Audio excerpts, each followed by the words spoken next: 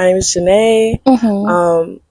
I've been a Christian now for a while. I got baptized when I was 14. I'm a PK. That's how we're going to go to this story. Yeah. I'm a PK, so I've been in my father's church. He's pastored for over 23 years. His ministry is in Fort Lauderdale. And I had the privilege of meeting Carice at our church.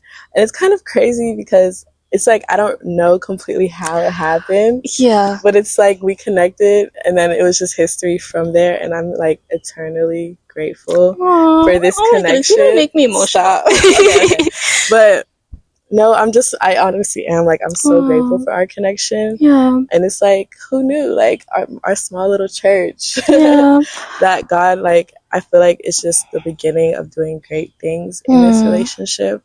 And I'm just excited. Like, yeah. Janae, I think, like, I remember my first time meeting you, but I don't think you remember. I probably don't. Because, oh my gosh, go ahead. Yeah, so it was at the first church, right?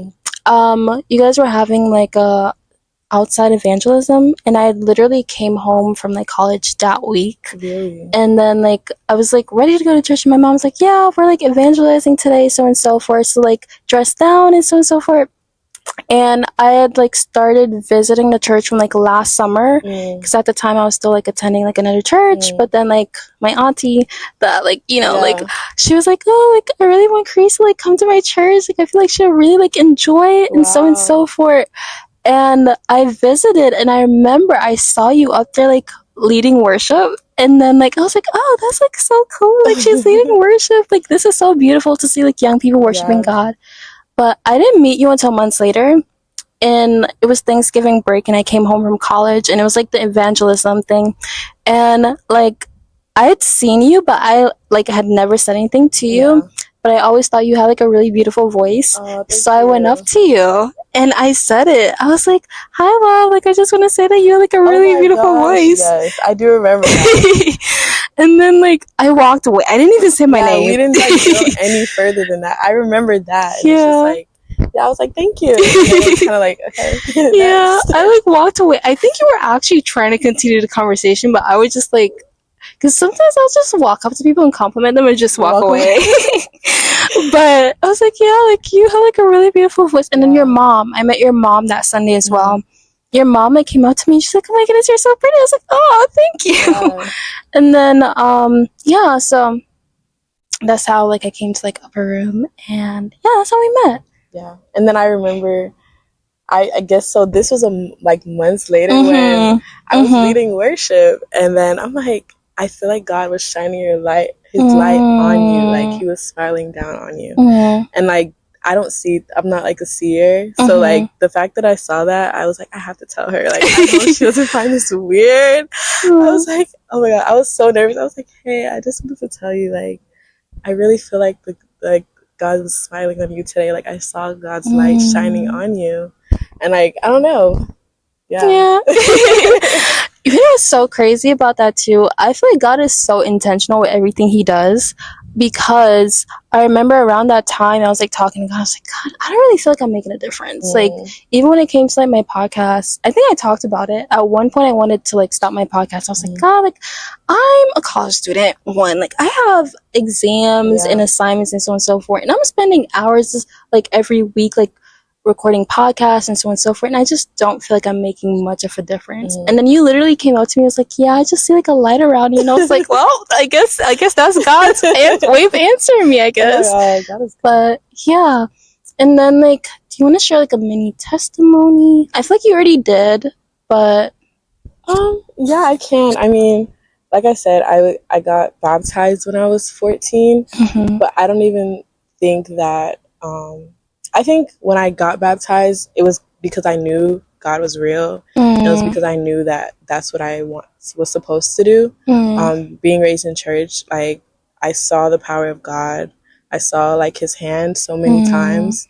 So I just knew that God was real. So I think that's what led me to do that at such a young age.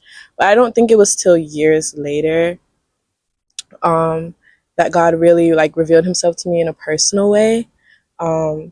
And I told you that there were so many instances where like my faith was tested, and like I think God was kind of calling me out of this like happy giddy like, oh, you just know of God, and he was calling me into a place where like you have to know me, like you can't just know of me. So I think that kind of led me to starting to like seek God in a deeper way, and in a personal way, and not just the way my father would preach about him, or the way my mother would sing about him. She's a PK. Yeah, I don't know if you mentioned that. I said I was PK. Yeah. So I think that it was kind of weird for me because it came through like people trying me, like people testing my faith and me not having response besides like I love Jesus, and like people asking me like, no, do you really, like, are you really saved, like from such a young age? And then it kind of challenged me because I'm like a competitive person.